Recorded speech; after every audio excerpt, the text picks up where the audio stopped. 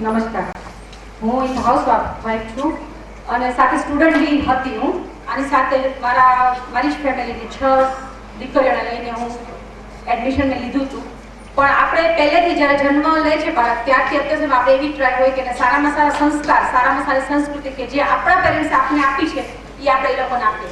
એ લોકોને education wise બધું અત્યારનું નોલેજ, ટેકનોલોજી એ તો બધું નોલેજ મળે જ છે, પણ આપણી સંસ્કૃતિ, આપણી સભ્યતા શું છે એ આપણે આપીને કેટલું આપી શકીએ. જે આપણે નથી આપી શક્યા એ મને હંમેશા એવું થતું કે ક્યાંક કમી રહે છે આપણા સંસ્કારોમાં. એ કમી ધર્મેશ સરે અને આશિષ સરે પૂરી કરી છે. એ લોકોએ આપણા બાળકોમાં જીવનના પાયામાં જે કંઈ પાયો બન્યા છે. અને હું એટલું થેન્કફુલ છું બંને સર માટે કે ખરેખર હું એવું સમજુ છું કે જેટલા બી બાળકોએ પાઠ લીધો છે, જેટલા બી ભણવા આવ્યા છે, એ લોકો બધાનો ભાગ્યોદય થયો છે.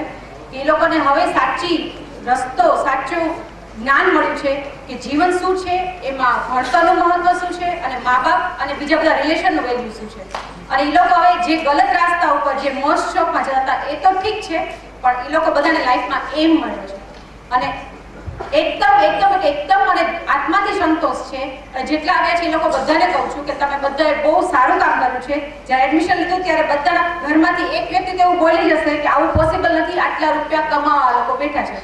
પણ હું એમ કહું છું કે એટલા રૂપિયા શું, એટલા લાખો રૂપિયા આપે ને તો આવા સંસ્કાર આપણે નથી આપી શકવાના જે આશીષ સરે અને ધર્મેશ સરે આપ્યા છે.